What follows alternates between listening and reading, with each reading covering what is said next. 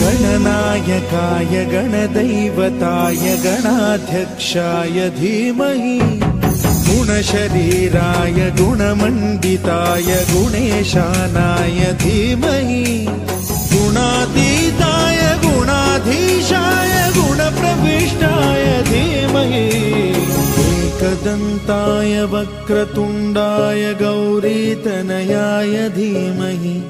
गजेशानाय भालचन्द्राय श्रीगणेशाय धीमहि एकदन्ताय वक्रतुण्डाय गौरीतनयाय धीमहि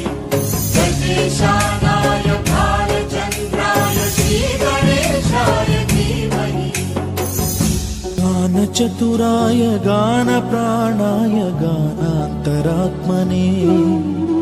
गानोत्सुकाय गानमत्ताय गानोत्सुकमनसे गुरुपूजिताय गुरुदैवताय गुरुकुलस्थायिने